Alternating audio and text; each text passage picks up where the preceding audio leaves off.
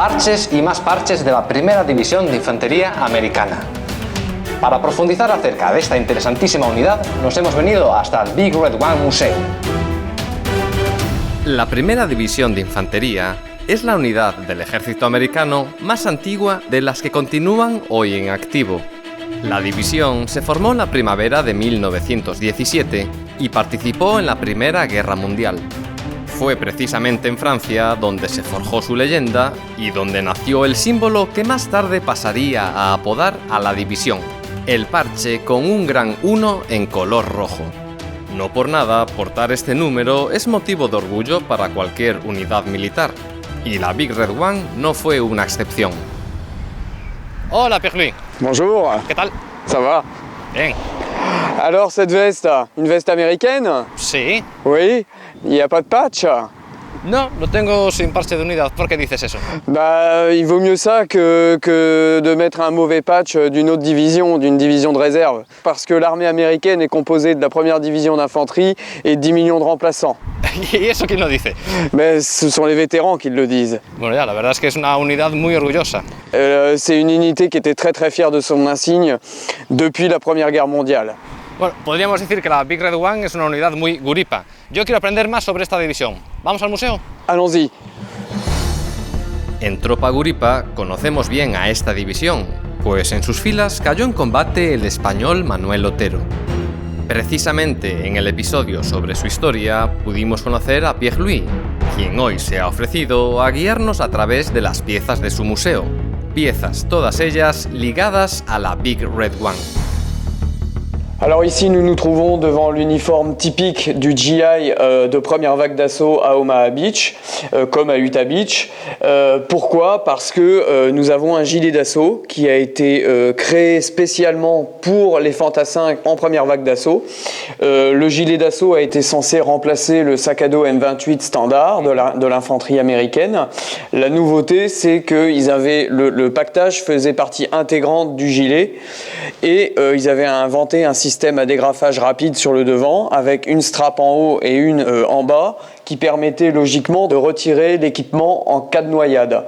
Le problème, c'est que les Américains, quand ils se sont entraînés en Angleterre, n'ont jamais testé le gilet d'assaut puisqu'ils ne l'ont perçu que 2 jours avant le débarquement. C'est-à-dire qu'ils étaient déjà à bord des navires en Angleterre qu'on leur a donné les gilets d'assaut. La conception était très bonne pour l'époque, novatrice, mais en ce qui concerne une opération amphibie, ça s'est pas du tout déroulé comme eux l'auraient espéré. C'est-à-dire que quand les soldats se sont retrouvés à Omaha Beach dans l'eau, les sangles qui devaient s'enlever rapidement, en réalité, ont été un piège fatal. C'est-à-dire qu'avec l'eau de mer, le tissu se gonflait et du coup c'était inenlevable. Ce qui fait que les 3/4 des GIs qui se sont noyés, c'est à cause de ça. Du coup, l'armée américaine a arrêté la fabrication du gilet d'assaut le lendemain du débarquement. Et le peu de survivants qui ont gardé le gilet d'assaut après le jour J s'en sont débarrassés aussi parce que ils avaient beaucoup trop chaud en dessous. De plus, le poids des charges dans les poches du bas était destiné à recevoir les grenades. Et les grenades, quand on en a vraiment beaucoup, ça pèse très lourd. Et quand vous couriez, eh bien, ça tapait et c'était très désagréable. Alors, il y a certaines unités américaines, après le jour J, qui ont coupé le gilet d'assaut en 2. Pour garder que la partie supérieure et ils se débarrassaient de la partie inférieure. Cuando la Big Red One desembarcó en Normandía, en realidad ya contaba con otros 2 desembarcos a sus espaldas. En la Segunda Guerra Mundial, la división entró por primera vez en combate participando en los desembarcos del norte de África de 1942, donde destacó en la batalla del Paso de Kasserine en Túnez. Tras esta campaña vendría la invasión de Sicilia en 1943, donde ocurrió una anécdota que define a la perfección el espíritu de estos soldados. En Italia, la división formaba parte del 7º Ejército Americano, comandado por el famoso general George Patton. Pues bien, se cuenta que los veteranos de la Big Red One consideraban a Patton un oficial de retaguardia, que no había entrado en acción, y a pesar de ser su superior, se negaban a saludarlo. En un intento por corregir esta y otras muestras de insubordinación, el comandante de la división, el general Terry Allen, fue sustituido por Hübner, quien comandó a la división en Normandía y que tuvo que ganarse a pulso el respeto de sus soldados. La historia de la Big Red One es realmente apasionante, pero la tuya, como experto de esta división y coleccionista, no se queda nada atrás, ¿eh? Alors effectivement, j'ai commencé très jeune, j'ai commencé à 9 ans parce que à cet âge-là, je suis parti aux États-Unis en voyage scolaire et le grand-père de ma correspondante avait débarqué en Normandie à Omaha Beach et faisait partie de la Big Red One. Et quand on lui a expliqué que j'étais français et de plus normand, il m'a expliqué ce qui lui était arrivé le jour J et l'électrochoc pour moi en ce qui me concerne a eu lieu à ce moment-là parce que je me suis senti très honoré d'être le premier auquel il se confiait parce qu'il n'en avait jamais parlé à sa propre famille et de par ça j'étais encore plus honoré. Et une fois revenu en France, en Normandie, j'ai commencé à chercher dans les fermes, les granges, les greniers et j'ai commencé à trouver du matériel américain facilement, je dirais. Et ma collection, petit à petit, s'est ciblée uniquement sur la Big Red One, la première division d'infanterie. ¿Y de aquella ya vivías aquí, en Calvados? Non, j'habitais à Cherbourg, je suis originaire de Cherbourg, mais quand j'étais plus jeune, je m'exportais déjà ici, mais comme j'avais pas encore le permis de conduire, je venais en vélo. Évidemment, faut être passionné par ce qu'on fait pour faire 6 heures de vélo jusqu'ici. Mais ça me permettait, moi, de pouvoir faire des recherches dans le secteur et de ramasser du matériel dans les fermes aux alentours.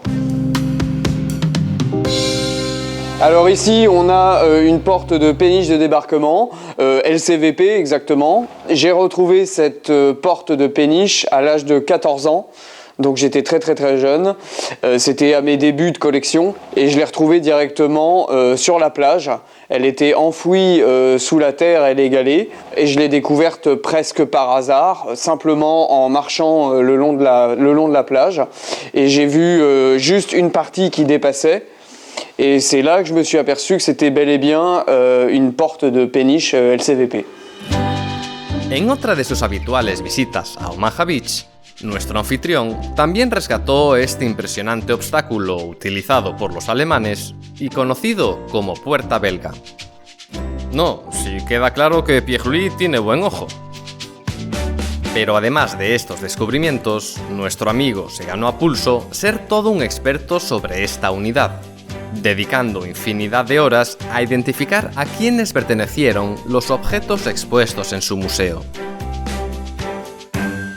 Alors ici, on se trouve devant le casque de Silbert Green, sous-officier dans la George Company 16e régiment de la première division. Quand j'ai récupéré ce casque, évidemment, ce casque n'était pas du tout identifié. J'ai vu qu'à l'arrière, il y avait une bande de sous-officiers qui était dessinée à l'arrière. Maintenant, ça ne me disait rien sur son identification. Et en consultant les reports d'action de la compagnie G du 16e régiment, je me suis rendu compte assez rapidement que c'était le seul sous-officier, Silbert Green, à avoir été tué vers 10h du matin le 6 juin à 100 mètres du musée. Il a été tué au rond-point du cimetière américain le 6 juin 1944 car la compagnie G avait percé de la plage et a suivi tout simplement la route actuelle qui était un simple chemin en terre, et quand ils sont arrivés au niveau du carrefour, ils sont tombés sur une zone de bivouac allemande, et comme lui était sous-officier, il était leader de la colonne, donc c'est lui qui a été tué le premier en fait, malheureusement. Il y a eu 2 heures de combat à cet endroit-là, et après, sa compagnie a continué sur le bourg de Colville et a pris Colville le lendemain. En ce qui concerne ce casque, il a été récupéré quelques heures après que le corps de Silbert Green ait été retiré par l'armée américaine. Il a été récupéré par le maire de Colville de l'époque. Sa famille l'a gardé durant toutes ces années et en a fait don au musée quand j'ai ouvert le musée il y a 13 ans. ¿Y cuánto tardaste en averiguar esto? Ça m'a pris à peu près 15 ans de recherche pour pouvoir mettre un visage et savoir exactement ce qui lui est arrivé. J'ai eu énormément de chance.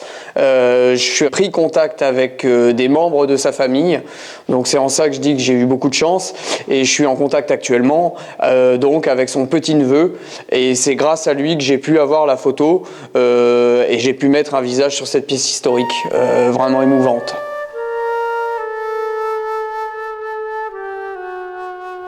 Creo que podemos decir, Pierre-Louis, que estamos ante la joya de la corona del museo, porque en esta vitrina vemos expuesto todo lo que perteneció a un capellán castrense de la primera división de infantería durante la Segunda Guerra Mundial.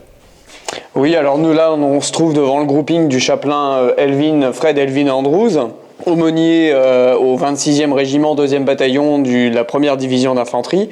Dans la première division d'infanterie, comme dans l'armée américaine, à l'époque, il n'y avait pas beaucoup d'aumôniers. En réalité, il y avait 3 aumôniers catholiques pour toute une division, c'est-à-dire 8500 hommes, 3 aumôniers protestants et un rabbin pour toute la division. C'est tout.